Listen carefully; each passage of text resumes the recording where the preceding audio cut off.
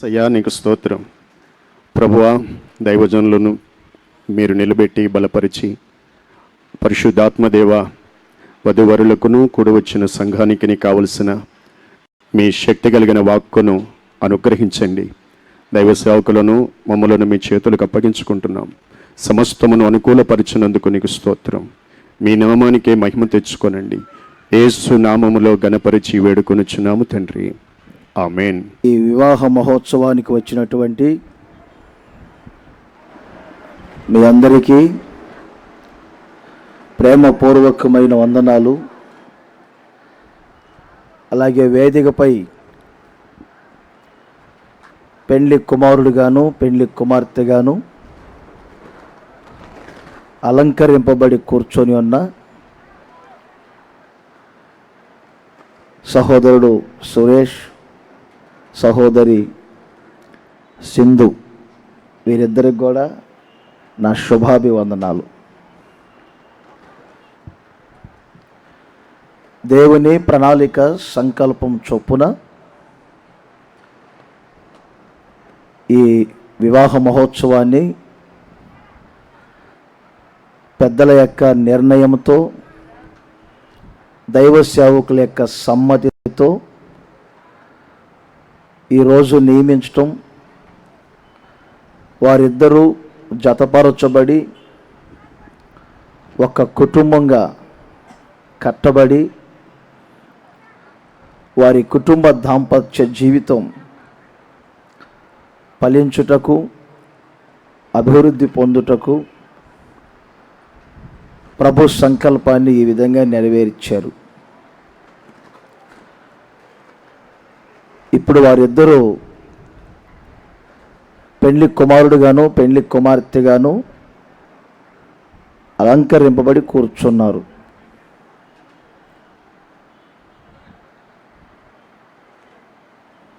ఇంకొక అరగంటలో వారిద్దరు భార్యాభర్తలు అవుతారు. పోస్ట్ మారుతుంది.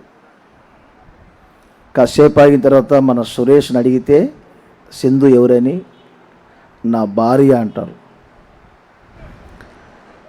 అలాగే తను కూడా చెప్తారు నా భర్త అని. వచ్చిన వారి మందరం వచ్చినట్లుగానే వెళ్తాం, మిగిలేది వారిద్దరేను. ఒక సంవత్సరం తర్వాత మరలా పోస్టులు మారుతాయి. ఇద్దరు అమ్మా నాన్న అవుతారు. ఓ 20 సంవత్సరాల తర్వాత అమ్మమ్మలు తాతయ్యలు అయిపోతారు. ఊహించుకుంటేనే ఒకలాగా ఉంది కదా. మన జీవిత కాల చక్రం అలా నడిపించబడుతుంది. దేవుడి దేవాల మీరు ఎవరు కనపడకుండా నా ముఖానికి లైట్లు పెట్టారు. కొంచెం పక్కకు పెట్టమన్నా కానీ వారు వినేటి తండ్రి గారు భాస్కర్ రావు గారు, అలాగే సహోదరి కుమారి, దైవజనులు సంఘ కాపరి దానియేలు పాస్టర్ గారిని బట్టి నాకు బాగా పరిచయం. వారు పండు పండు అని పిలుస్తూ ఉంటాను. ఎప్పుడు నా మనసులో ఉంటారు. వారి పిల్లలు కూడా చాలా సుపరిచయం. పెద్ద బాబు మ్యారేజ్ అప్పుడు కూడా నాకు చెప్పలేదు ఏమిటి అన్నాను. అందుకని ఇక సురేష్ అయితే చిన్నప్పటి నుంచి పరిచయమే నాకు. అందుకని కనీసం ఒక అరగంట అయినా ఉండి వెళ్ళాలని వచ్చాను. కొంచెం నేను బిజీగానే ఉన్నాను. రాత్రి ఒక మహాసభ ముగించుకొని మరలా ఇప్పుడు ఒక మహాసభకి వెళ్ళాలి. అయినా వీరి కుటుంబాన్ని బట్టి, పాస్టర్ గారిని బట్టి మ్యారేజ్లకు తక్కువే వస్తాను. నేను ఒక చిన్న ప్రార్థన చేసి వెళ్దామని వచ్చాను. చాలా సంతోషం. మరి కొన్ని మాటలే సుదీర్ఘంగా మహాసభల్లో పంచుకోవచ్చు వాక్యం. కొన్ని మాటలు మాత్రమే చెప్తాను. ఇప్పటికే ఆలస్యమైంది. వాతావరణం కూడా ప్రతికూలతలను దేవుడు అనుకూలంగా మార్చారు. ఒక 2-3 వాక్యాలు మీకు చూపిస్తాను. అవసరమైన 2 మాటలు వారికి చెప్తాను. 68వ కీర్తన మీ అందరికీ బాగా పరిచయమైనటువంటి వాక్యం. వేదికపై ఉన్న మీ ఇద్దరు మాత్రం తప్పకుండా చూడాలి. మీకే అవసరం. 68వ కీర్తనలో 6వ వచనం మనందరికీ తెలుసు. దేవుడు ఏకాంగులను సంసారులుగా చేయును. ఏకాంగులు అంటే విడివిడిగా ఉన్నవారు. వివాహము అనే ఒక కార్యము ద్వారా వీరిద్దరిని సంసారులుగా అంటే ఒక్క కుటుంబముగా కట్టువాడు దేవుడు. యేసుక్రీస్తు సశరీరుడిగా ఉన్నప్పుడు ఒకే వివాహానికి వెళ్ళారు, కానా ఊరిలో జరిగిన వివాహానికి. మీ అందరూ తెలుసు, నీళ్లను ద్రాక్షారసముగా మార్చారు అని. కానీ వివాహము ద్వారా విడివిడిగా ఉన్నవారు ఒక కుటుంబంగా కట్టబడి వారి కుటుంబ దాంపత్య జీవితం ఎలా ఉంటుంది అనే విషయాలు చాలా చోట్ల దేవుడు అంటే యేసుక్రీస్తు పంచుకున్నారు. అందులో ఒక్క సందర్భం మార్కు సువార్త 10వ అధ్యాయం 8వ వాక్యమును మీరు కూడా గమనించండి. ఒక తెగవారు వచ్చి యేసు ప్రభు దగ్గరికి ఇలా అడిగారు, ఏ విధము చేతనైనను ఒక భార్యను భర్త విడనాడవచ్చునా? అప్పుడు యేసు ప్రభు అంటారు, మొదటి నుండి వారిని పురుషునిగాను స్త్రీనిగాను ఆయన చేశారు. వివాహము ద్వారా వారిద్దరూ ఇద్దరుగా ఉండక 8వ వాక్యాన్ని మీరు గమనించండి ఒక్కసారి, మీరు కూడా గమనించండి. వివాహము ద్వారా వారిక మీదట ఇద్దరుగా ఉండక, ఇప్పటి వరకు ఇద్దరు, ఇక మీదట వారు ఇద్దరుగా ఉండక ఏక శరీరముగా ఉందురు. ఓ నెల 2 నెలల తర్వాత చూడండి, సురేషులో సింధు కనపడతా ఉంటారు. సహోదరు కూడా మీకు పరిచయమే కదా సింధు. వారిని చూడండి, సురేష్ కళలు కనపడుతూ ఉంటాయి. అంటే ఆడవాళ్ళు మగవాళ్ళు అవుతారు, మగవాళ్ళు ఆడవాళ్ళు అవుతారు కాదు, కానీ ఆ లక్షణాలు కనపడుతూ ఉంటాయి. వారు ఇద్దరుగా ఉండకుండా వారి మనస్సు కలవాలి, వారి యొక్క మాట కలవాలి, బాట కలవాలి. అందుకే బైబిల్లో వ్రాయబడింది, ఏక మనస్సు, ఏక తాత్పర్యము, ఏక భావము, ఏకాత్మ అని అలా కనబడతాయి మనకు బైబిల్లో. మరి నేను అంటాను, సురేష్ పుట్టి పెరిగిన స్థలం వేరు, వాతావరణం వేరు. ఇద్దరుగా ఉండకుండా ఇద్దరు ఒకరిగా ఉంటే కలిగే ఆశీర్వాదాలు ఏంటో ఒక 3 చెప్తాను. తర్వాత వీరిద్దరూ ఇద్దరుగా ఉండకుండా ఒకరిగా ఏక మనస్సుతో, ఏక భావముతో, ఏక తాత్పర్యముతో ఎలా ఉండగలుగుతారో అవి ఒక 2 విషయాలు చెప్తాను. మొత్తం కలిపిన అరగంటలోనే ముగిస్తాను. ప్రసంగి గ్రంథం 4వ అధ్యాయం, ప్రసంగి గ్రంథం 4వ అధ్యాయం 9, 10, 11 ఈ 3 వచనాలలో 3 విషయాలు వ్రాయబడినాయి. సందర్భాలు ఏమైనా అవసరాన్ని బట్టి అక్కడ మనం ఒక 3 విషయాలు తెలుసుకుందాం.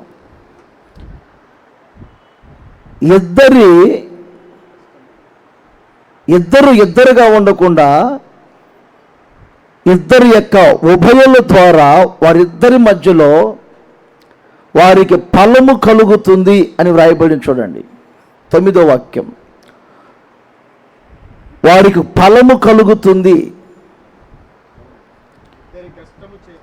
ఇద్దరి కష్టము చేత ఉభయులకు అంటే ఇద్దరికి ఏం కలుగుతుంది? ఫలము కలుగుతుంది. ఫలం ఇటు చూడండి ఒకసారి, మీరంతా కెమెరా మీదే ఉన్నట్టుంది. మీరు చూడండి ఎంత యాక్టివ్గా ఉన్నారు. ఇలాంటి వివాహాలకు వచ్చినప్పుడు మనోళ్ళు ఆ రోజులు గుర్తు చేసుకుంటారు, వివాహం జరిగిన రోజుల్ని. అయిన వారు బంధువులు కొంచెం తలపైకి లేపమంటాం, చూడమంటాం, నవ్వించటం, ఇవన్నీ గుర్తొస్తుంటాయి. కొందరు నేను కలిసినప్పుడు అడుగుతాను బాగున్నారా అని. ఆ వివాహంలో ఉన్న సంతోషం, ఆనందం కుటుంబ వ్యవస్థలో రోజు రోజుకి అరుదైపోతుంది. చూడండి మీ ముఖాలు ఎంత వికారంగా ఉన్నాయి. కొంతమంది వీరు చూడండి ఎంత కలకల్లాడుతున్నారో. ఎందుకంటే ఇప్పటికే సంసారం అనే సముద్రంలో మునిగారు తేలారు. ఇప్పుడే ఎప్పుడు మునుగుదామా అని సంసిద్ధంగా ఉన్నారు వీళ్ళు. 3 సంవత్సరాల తర్వాత చూడాలి మళ్ళీ. వేద లేక మరలా చెప్తూ ఉంటారు. మంచిది. ఇద్దరి కష్టము వలన ఉభయులకు ఫలము కలుగుతుంది. అంటే ఇద్దరుగా ఉండకుండా ఒకరిగా ఉంటే ఇద్దరి మధ్యలో ఒక మంచి గర్భఫలం కలుగుతుంది. ఇర్మియా గ్రంథకర్త అంటాడు, మీరు 29వ అధ్యాయాన్ని గమనించండి. ఆ ప్రారంభ వాక్యాల్లో ఒక మంచి మాట వ్రాయబడింది. ఇల్లు కట్టించుకున్నటువంటి వ్యక్తి ఆ ఇంటిలో ప్రవేశించాలి. ద్రాక్ష తోటలు నాటినటువంటి వ్యక్తి ఆ ద్రాక్ష తోటల యొక్క ఫలములు అనుభవించాలి. పెళ్లిళ్ళు చేసుకోనండి, కుమారులని కుమార్తెలను కనండి.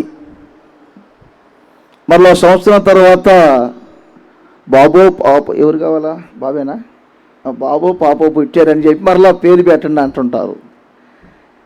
అంటే ఇద్దరుగా ఉంటే వారిద్దరి మధ్యలో ఇలా ఫలించే అనుభవం ఉండదు. మీకు అర్థమవుతున్నట్టుంది.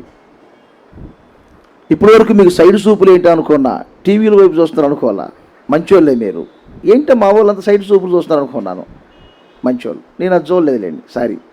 మీకు తెలుసు కదా, కుటుంబం అంటే అనేకమైనటువంటి సమస్యలతో కూడింది. పలు సందర్భాలలో కొన్ని బలహీన పడే పరిస్థితులు వస్తాయి, కృంగిపోయే పరిస్థితులు వస్తాయి, జీవితంలో పడిపోయే పరిస్థితులు శారీరకముగా వస్తాయి. అలాంటప్పుడు ఒక భార్యను భర్త లేవనెత్తగలగాలి, ఒక భర్తను భార్య లేవనెత్తగలగాలి. ఇది కుటుంబ వ్యవస్థ అంటే. మోషే అనే గొప్ప దైవజనుడు ఉన్నారు. వాస్తవానికి లక్షల మంది ప్రజల్ని పాలు తేనెలు ప్రవహించే దేశానికి నడిపించే వ్యక్తి అయినా తన కుమారుని విషయంలో ఒక చిన్న పని చేయని కారణాన్ని బట్టి అంతటి దైవజనుడైనటువంటి మోషేను దేవుడు చంప చూసెను అని రాయబడింది. చంప చూసెను. ఆ సందర్భంలో ఆయన భార్య అయినటువంటి సిపోరా భర్త చేయలేని పనిని ఆమె చేసి భర్త మీదకి వస్తున్నటువంటి భయంకరమైనటువంటి ఉగ్రతను ఆపగలిగింది సిపోరా. అది ఇప్పుడు ఈ రోజుల్లో కుటుంబ వ్యవస్థ ఎలా ఉందంటే, మొన్న ఈ మధ్య ఏదో చిన్న విషయంలో భర్త గారు కృంగిపోయారట. ఈ భార్య ఏం చేశారంటే వాళ్ళ ఇంటికి ఫోన్ చేశారు, డాడీ మమ్మీ అని. ఏంటమ్మా మీ అల్లుడు ఎగిరాడు కదా, 3 సంవత్సరాలు ఎగురుతూ ఉండు కదా. ఎగిరాడులేమ్మా, అదే మా మాట మన మాట వినకుండా ఎగిరాడు కదా, అబ్బాయి పడిపోయాడు, ఇప్పుడు కృంగిపోయాడు అని ఈ పిల్ల మాట్లాడుతూ ఉంటే తెలిసి తెలియక ఆ తల్లిదండ్రులైనా అలా అనకూడదమ్మా, భర్త కదమ్మా, కృంగినప్పుడు ఆదరించాలి, ధైర్యం చెప్పాలి, ప్రోత్సాహపరచాలి అనకుండా వారిద్దరు అంటారంట నువ్వెవరి బిడ్డవే. ఇంకేమైనా ఉందండి? వివాహము ద్వారా వారు ఇద్దరుగా ఉండరు, ఒక శరీరముగా ఒకే మనస్సు కలిగి ఒకే భావముతో ఒకే ఆత్మతో నడిపించబడతారు. ఈ దేవుని సంకల్పం, దేవుని ఆలోచన. అలా ఉండగలిగితే ఇద్దరి మధ్యలో ఒక మంచి గర్భఫలం ఫలించే అనుభవం కలగటమే కాదు, ఒకరిని ఒకరు మీరు లేవనెత్తుకోగలుగుతారు. నేను ఒక మాట చెప్తాను, ప్రపంచంలో క్రైస్తవ సంబంధాలు ఉన్నాయి. ఏది? దేవునితో ఉన్న సంబంధాలు. భూప్రపంచములో ఉన్న బంధాల కంటే కూడా శ్రేష్టమైన బంధం ఒకటి ఉందంటే అది భార్యాభర్తల సంబంధం. మొన్న ఈ మధ్య ఒక ఊరికి వెళ్ళాను. 70 సంవత్సరాల ముసలాయన, 60 సంవత్సరాల ముసలమ్మ. వాళ్ళ మనవడు కేక్ ఇచ్చారు తాతకి. ఆయన యాప చెట్టు కింద కూర్చున్నారు, ఏమేమో చింత చెట్టు కింద కూర్చున్నారు అరుగు మీద. కేక్ ఇవ్వగానే ఈయన గారు తీసుకొని ఆ ముసలాయన అంటారు, అవ్వకిచ్చావా అన్నాడు. ఆ పుట్టినరోజుకి నేను వెళ్ళా, ఇచ్చానులే తాత తీసుకో అన్నాడు. అవ్వ దగ్గరికి వెళ్ళి, అవ్వ కేక్ అవ్వ పుట్టినరోజు అంటే ఆ అవ్వ అంటది, తాతకి ఇచ్చావా అన్నది. నేను అనుకున్న చింత చచ్చినా పులుపు చావలేదు, 70 సంవత్సరాలు 60 సంవత్సరాల వయసులో కూడా ఇంకా తాత అవ్వ అనుకుంటున్నారు వీళ్ళు. మా వాళ్ళకి ఏంటి 2-3 సంవత్సరాలకి బోరు కొట్టిపోతున్నాయి కుటుంబాల మీద అనిపించింది నాకు. 2 సంవత్సరాలకి 3 సంవత్సరాలకే విరక్తి పుడుతుంది కొంతమందికి. ఎందుకంటే మొన్న ఇలాగ ఒక అమ్మాయి వచ్చింది, రాజన్న గారు అన్నది, ఏంటమ్మా అన్న, ఈ రాక్షసులకు ప్రార్థన చేయన్నది. పిల్లల్ని నేను పళ్ళు చూసా, రాక్షస పళ్ళు ఉన్నాయా అని, లేవు మంచి పళ్ళే. ఏంటి మరి రాక్షసులు అంటున్నారు, మంచిగా ఉన్నారు ముద్దుగా అంటే, మీకు అంతే కనపడతారులే చెయ్యి అన్నది. రెండో మాట ఏమన్నా తెలుసా, మీరు ప్రార్థన చేసి రాజన్న గారు దేవుడు నాకు ఇచ్చిన భర్త కాదో చెప్పు అన్నది. ఎప్పుడు? 3 కన్న తర్వాత. ఇప్పుడు ఇంక కాదంటే ఏమంటారు ఆమె గారు? ఇక నాకు కొంచెం కోపం వచ్చి, మీరేమనుకోబాకండి అమ్మా, కోతులు పుడతాయి, కుక్కలు పుడతాయి, నక్కలు పుడతాయి, మనుషులకు మనుషులు పుడతారు, రాక్షసులకి. మీకు అర్థమైంది బాగా. ఇప్పుడు పిల్లలు మీరు రాక్షసు అన్నారంటే పెద్ద రాక్షసు మీరు అయి ఉంటారు. తప్పు అలా అనొద్దాను. అంటే కుటుంబ వ్యవస్థలో కొన్ని శోధనలు వచ్చేసరికి ఏమండి ఇబ్బందులు. కానీ ఒకరిలో ఒకరు అంటే ఇద్దరుగా ఉండకుండా ఇద్దరు ఒకరిగానే ఉండాలి. కొన్ని పాటలు మనం మైనస్గా చెప్తాం బైబిల్లో. అననీయ గురించి, సపీరా గురించి మైనస్గా చెప్తాం. దేవుని దగ్గర డబ్బు దాచుకున్నారు, పొలం అమ్మారని. కానీ వారు ఇద్దరు ఏక మనసు అయ్యారు. అది నాకు నచ్చింది. మీ పొలం ఎంతకు అమ్మారమ్మా అంటే, ఆ భార్యని మా వారు ఎంత చెప్పారు అంతకేనండి. మీరేం చెప్పరా? నేనేం చెప్పనండి. మా వారు ఎంతగా అమ్మారు. భర్తతో కలిసి చావడానికైనా ఇష్టపడింది, కానీ ఏక మనసులో నుంచి వేరు కాలేదు. కొన్ని సందర్భాలలో భార్యాభర్తలు అంటే పాపం చేయడానికి ఏకీభించమని నేను చెప్పను, కానీ కుటుంబ దాంపత్య జీవితంలో అలా ఏక మనస్సు ఉండాలి. నేను క్లుప్తంగానే చెప్తాను మీకు. 3వ విషయం అక్కడ రాయబడింది చూడండి, 11వ వాక్యంలో 3వ విషయం రాయబడింది. అదేమిటంటే, వారు ఇద్దరుగా ఉండకుండా ఇద్దరు ఒకరిగా ఉంటే, ఒక సమస్య వచ్చినప్పుడు ఇద్దరు కలిసి ఎదిరిస్తారు. భర్తతో భార్య కలిసి ఎదిరించాలి సమస్యను, భార్యతో కలిసి భర్త ఎదిరించాలి సమస్యను. అప్పుడే మీ కుటుంబ వ్యవస్థ కుటుంబంగా ఉంటుంది. మరోసారి చెప్తున్నా, కుటుంబ వ్యవస్థ కుటుంబంగా ఉండాలంటే, కుటుంబ దాంపత్య జీవితం ఫలించి అభివృద్ధి పొంది విస్తరించి అనేకులకు సాక్షార్థంగా నిలవాలంటే, ఇద్దరు వేరువేరుగా ఉంటే సమస్య వచ్చినప్పుడు ఏమండి వేరువేరుగా ఎదిరించకూడదు, కలిసి ఎదిరించాలి. ద్వితీయోపదేశ కాండంలో ఒక మంచి మాట వ్రాయబడింది. అదేమిటంటే, ఒకరు 1000 మందిని తరుముతారట, ఇద్దరు కలిసినప్పుడు 10,000 మందిని తరుముతారు. పాస్టర్ అంతేనా? ఒకరు కలిసినప్పుడు ఒకరు 1000 మందిని తరమగలుగుతారు శత్రువుల్ని, ఇద్దరు 10,000 మందిని తరమగలుగుతారు. ఎలా? ప్రపంచమంతా ఒకటైన ఒక భార్యకు భర్త సపోర్ట్ ఉంటే అదే కొండంత బలం.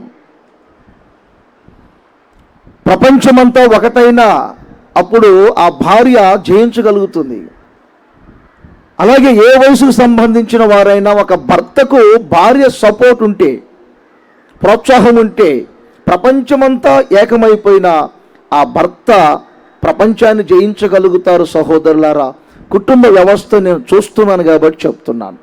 6 అడుగుల మనిషి అయినా చిన్న ముళ్ళు గుచ్చుకుంటే ఎలా కృంగిపోతారో, అలాగే కుటుంబ వ్యవస్థలో భార్య సహకారం భర్తకు లేకపోయినా, భర్త సహకారం భార్యకి లేకపోయినా ఇలాంటి సమస్యలు వస్తాయి. అందుకని ఇద్దరుగా ఉండకూడదు. ఇద్దరు ఒకరిగానే కనపడాలి, ఒకరే కనపడాలి. ఇలా మాట చెప్తాను,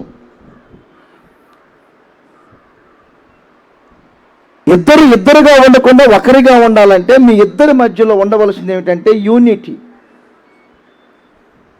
మీ ఇద్దరి మధ్యలో ఐక్యత ఉండాలి. ఆమోసు గ్రంథం 3వ అధ్యాయం 2-3 వచనాలలో ఒక మంచి మాట వ్రాయబడింది. ఏమనుంది? సమ్మతి లేకుండా ఇద్దరు కూడి నడుతురా.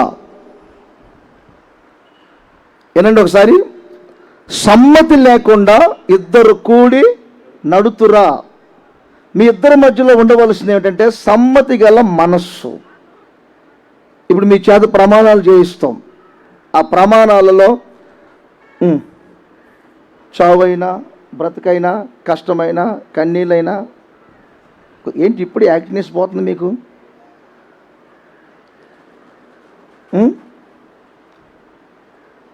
లోకమంతా ఏకమైపోయినా నీకే భార్యనై ఉందును, నీకే భర్తనై ఉందును ప్రమాణాలు. నేను మీరు కాబట్టి కొంచెం స్వతంత్రంగా చెప్తున్నాను. ఈ మధ్య నేనే ఒక పెళ్లి చేశా, చేయక ఒకటే చేశా. అంటే ప్రమాణాలు చేయించటం. ఆవిడ 3 నెలలకే ఏదో చిన్న సమస్య వస్తే పుట్టింటి పంపించాడంట. రాజన్న పెళ్లి చేశాడు, అలా పంపించవచ్చా? ఆ రోజు రాజన్న గారు ప్రమాణం చేయించాడు, సావైనా బ్రతుకైనా కష్టమైనా కన్నీళ్ళైనా నీతే భర్తనై ఉంటాను అన్నావు కదా అంటే ఆయన అంటాడంట, ప్రక్క నుండి రాజన్న గారు చెప్తూ ఉంటే నేను చెప్పా.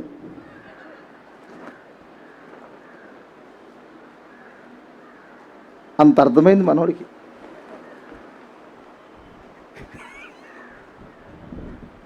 ఆ పిల్ల కూడా నాకు అప్పుడే అనుమానం వచ్చింది.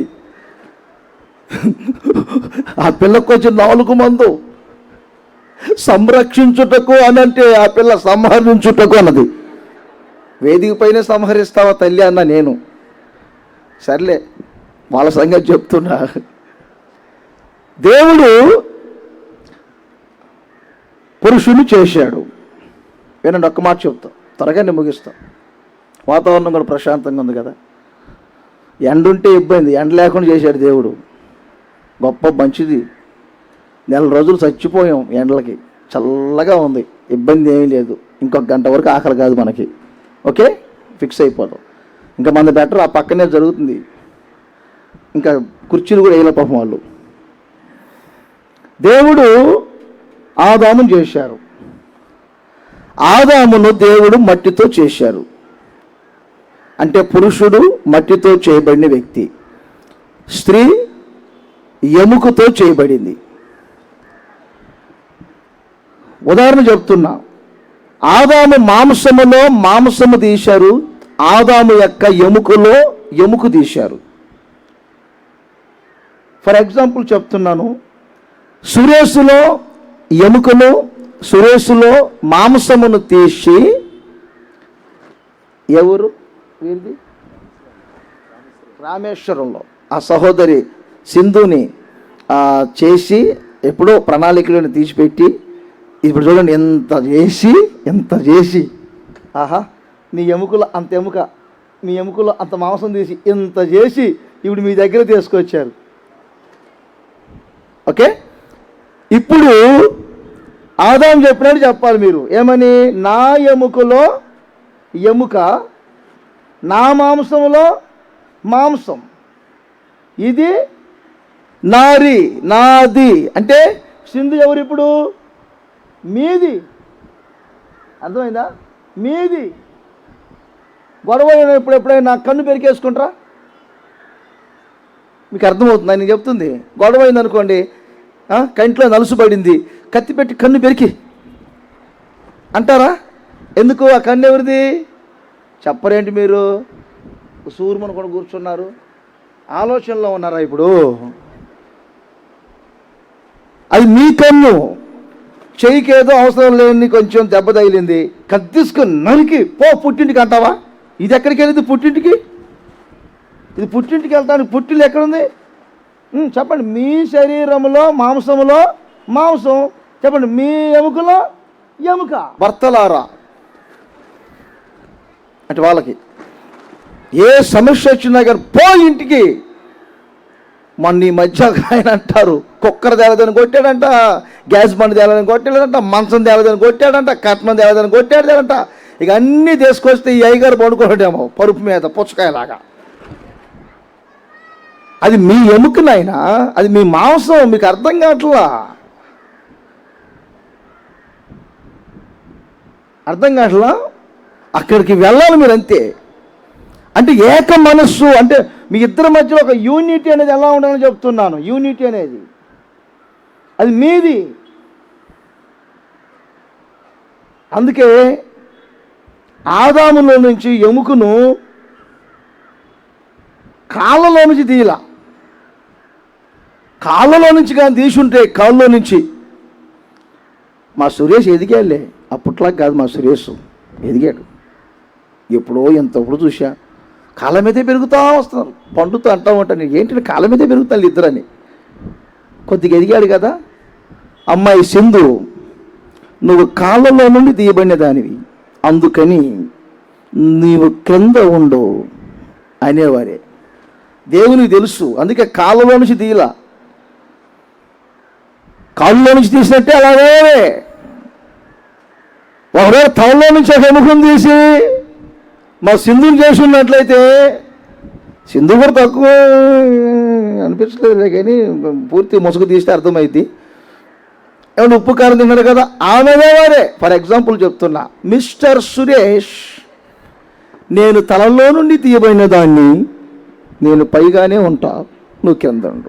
ఇలాంటి అగస్టాలు చేసుకుంటారని తెలిసే మనిషికి సమభాగములో తీశాడు. ఎందుకో తెలుసా?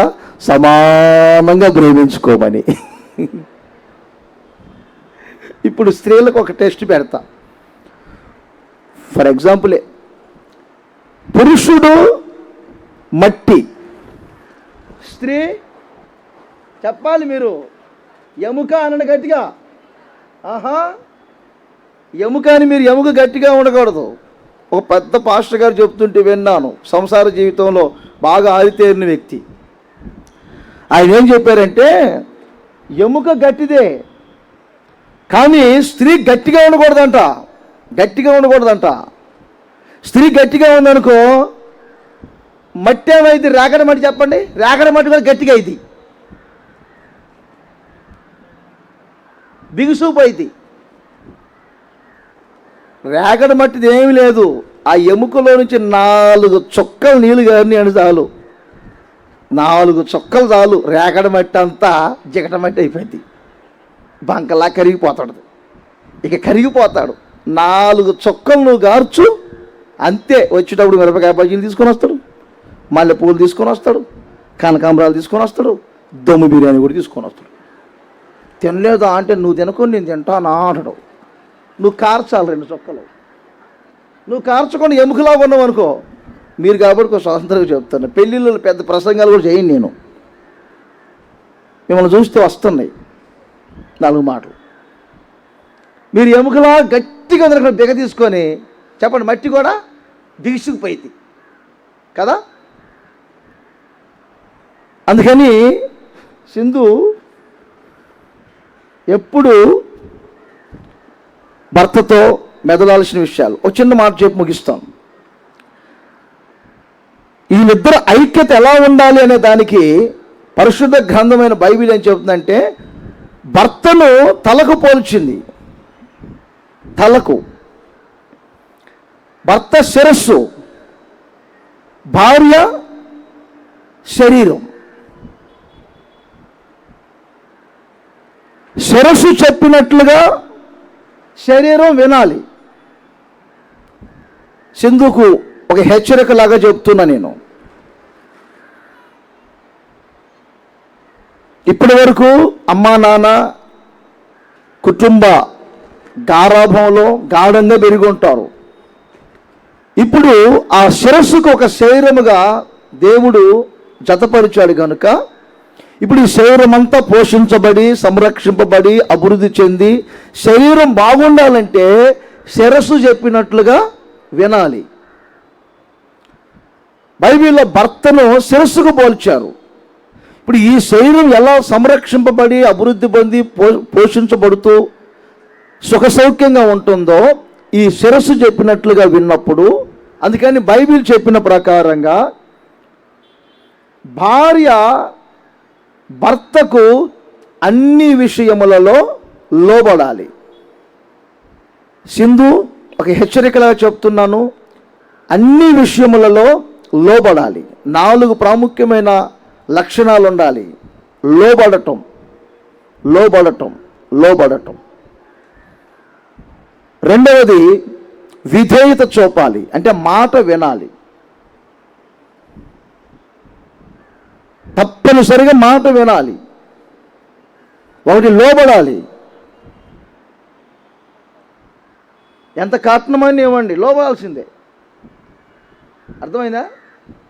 మన ఈ మధ్య ఒక ఇంటికి వెళ్తే, రాజన్న గారు మా వారు నేను చెప్పిన మాట ఒక్కటి కూడా వినట్లేదు, కొంచెం గట్టిగా ప్రార్థన చేయంటే, నేను సేవ చేస్తున్నా మగొన్నే కదా, అదేంటమ్మా ఆయన మాట మీరు వినాలి కదా, మీరు మీ మాట ఆయన గారు ఏంటి కొద్దిగా రివర్స్గా ఉంది అన్నాను. ఇప్పుడు ఆ శిరస్సుకు ఒక శరీరముగా దేవుడు జతపరిచాడు కనుక ఇప్పుడు ఈ శరీరం అంతా పోషించబడి సంరక్షింపబడి అభివృద్ధి చెంది శరీరం బాగుండాలంటే శిరస్సు చెప్పినట్లుగా వినాలి. బైబిల్లో భర్తను శిరస్సుకు పోల్చారు. ఇప్పుడు ఈ శరీరం ఎలా సంరక్షింపబడి అభివృద్ధి పొంది పోషించబడుతూ సుఖ సౌఖ్యంగా ఉంటుందో ఈ శిరస్సు చెప్పినట్లుగా విన్నప్పుడు, అందుకని బైబిల్ చెప్పిన ప్రకారంగా భార్య భర్తకు అన్ని విషయములలో లోబడాలి. సింధు ఒక హెచ్చరికలా చెప్తున్నాను, అన్ని విషయములలో లోబడాలి. 4 ప్రాముఖ్యమైన లక్షణాలు ఉండాలి. లోబడటం, లోబడటం, లోబడటం. రెండవది విధేయత చూపాలి, అంటే మాట వినాలి. తప్పనిసరిగా మాట వినాలి. ఒకటి లోబడాలి. ఎంత కట్నమని ఇవ్వండి, లోబడాల్సిందే. అర్థమైందా? మన ఈ మధ్య ఒక ఇంటికి వెళ్తే, రాజన్న గారు మా వారు నేను చెప్పిన మాట ఒక్కటి కూడా వినట్లేదు, కొంచెం గట్టిగా ప్రార్థన చేయంటే, నేను సేవ చేస్తున్నా మగొన్నే కదా, అదేంటమ్మా ఆయన మాట మీరు వినాలి కదా, మీరు మీ మాట ఆయన గారు ఏంటి కొద్దిగా రివర్స్గా ఉంది అన్నాను. 1000 పెట్టుకున్నాను రాజన్న,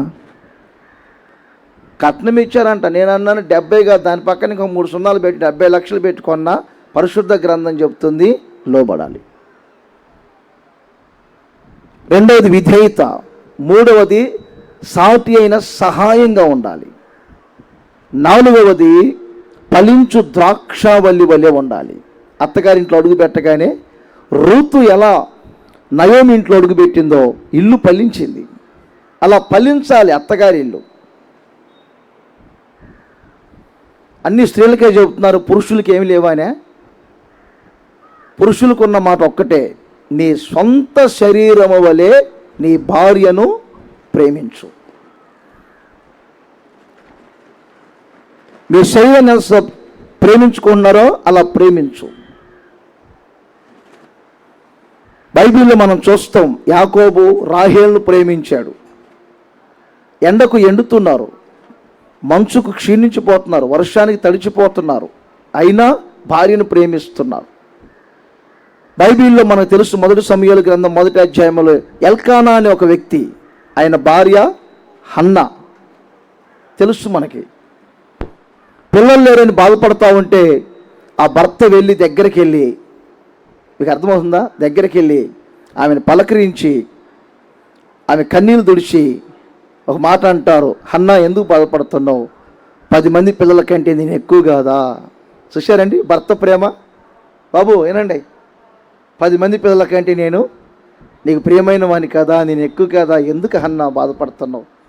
ఆ జరిగే తిరణాల్లో పనులన్నీ పక్కన పెట్టి భార్య దగ్గరికి వెళ్ళి, చూశారండి బ్రతిలాడుతున్నాడు, ఎందుకన్నా బాధపడుతున్నావు, ఏమైందమ్మా, పిల్లలు పుట్టలేదైనా, పుడతారులే తొందర ఎందుకు, అయినా పిల్లలు పుట్టకపోతే ఏమైంది, 10 మంది పిల్లల కంటే నేను ఎక్కువ. చూడు ఎంత మంచి భర్త అండి. ఇప్పుడు మీ భార్య ఎవరైనా కాసేపు కనపడకపోతే మీరేం చేస్తారు? పోయిందిలే, అసలే పోయింది, దేవుడి దగ్గర పోతే పోయి అసలే రాబోయేగా అంటారు. మన తిరణాల్లో ఆమె కనపడకపోతే ఎత్తుక్కుంటూ వెళ్ళాడు. వెతుక్కుంటా వెళ్ళి కలిసి ప్రేమగా పలకరించాడు. ఇది భార్యను ప్రేమించడం అంటే. ఇలా ఉండాలి. ఆఖరికి ఒక్క మాట చెప్తాను. సామెతల గ్రంథం 31వ అధ్యాయములో ఒక చక్కని మాట వ్రాయబడింది. ఇద్దరి మధ్యలో ఒక ఐక్యతే కాదు, ఇద్దరి మధ్యలో నమ్మకత్వం ఉండాలి. మరోసారి చెప్తున్నాము, ఇద్దరి మధ్యలో నమ్మకత్వం. ఒకే మాట చెప్పు, నేను ఒక మాట చెప్పాను మీకు. ఐక్యత ఎందుకు పాడు చేసుకుంటారో, పెళ్ళైన కొత్తలో ఇద్దరు భార్యాభర్తలట తిన్నగా పిక్నిక్ వెళ్దామని చించినాడు బ్రిడ్జి వైపు వెళ్ళారు.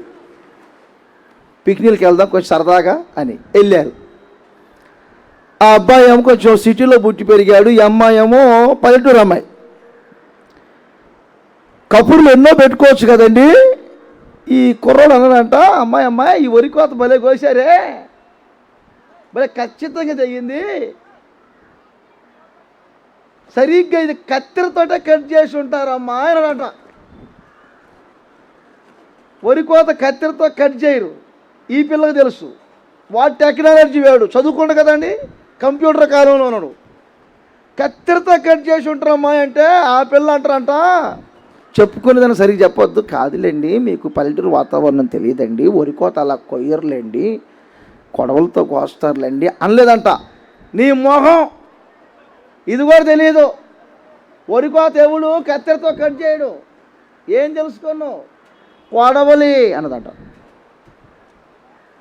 సరే అమ్మాయి, కొడవలా, నేను కత్తెర అనుకున్నానులే, అనుకోవద్దా? వాడు కాసేపు వెళ్ళి నువ్వు ఎన్నన్నా చెప్పమ్మాయి, కొడవలకి ఇది ఖచ్చితంగా దిగదు. ఖచ్చితంగా ఇది కత్తెరే. కత్తెర అయితే ఎందుకు, కొడవలు అయితే ఎందుకు, వీళ్ళకి ఎందుకండి? భార్యాభర్తలు కబుర్లు ఎన్ని ఉంటాయి చెప్పుకోవడానికి. చించినాడు బ్రిడ్జి వరకు వెళ్ళారు. ఫర్ ఎగ్జాంపుల్, ఒక చోట జరిగిన సంగతి. బ్రిడ్జి దగ్గరికి వేస్తే కొంచెం గొడవ ముదిరింది. ఆ పిల్ల ఆవేశంలో ఆ వంతెన మీద నుంచి దూకి నదిలోకి మునుగుతూ ఉందంట. మునుగుతున్నప్పుడు కూడా కాపాడండి అంటలేదంట. చెప్పండి, అదిగో బాగా కనెక్ట్ అవుతున్నారని వీళ్ళు కొడవలు అంటున్నారు. పంతం ఎక్కడో పంతం పోనీరు, కొడవలి అంటుందంట. మరి ఇతడైనా నా భార్య మునుగుతున్నారే అని దూక్కుండా నువ్వు మునుగు తేలు, ఇది కత్తెర. ఇది ఐక్యత లేని శాస్త్రాలు. అలా కాదు. ఒకటి, ఒక యూనిటీ ఉండాలి. రెండవది నమ్మకత్వం ఉండాలి. ఇద్దరి మధ్యలో నమ్మకత్వం. సురేష్ను చందు నమ్మాలి, సింధును సురేష్ నమ్మాలి.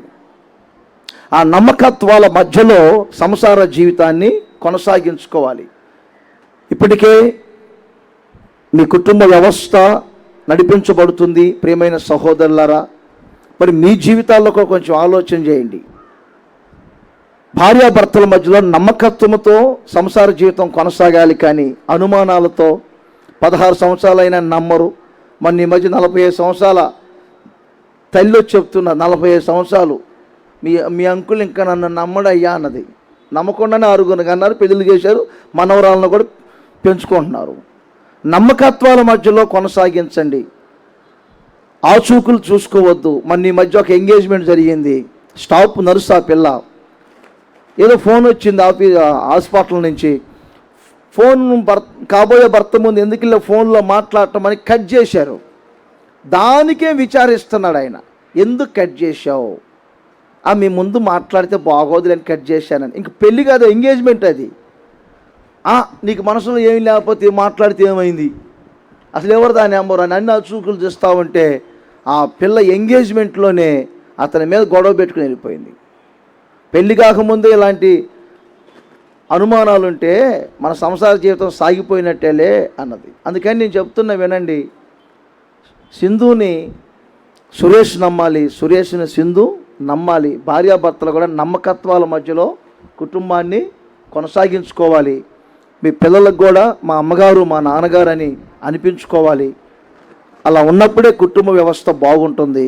నిండు మనసుతో కోరుకుంటున్నాను, ఈ వివాహ మహోత్సవంలో పాలు పొందిన మీరు ఈ మాటలను మీ జీవితంలో స్థిరపరచుకొని కుటుంబ వ్యవస్థను ఆ విధంగా నడిపించుకోండి.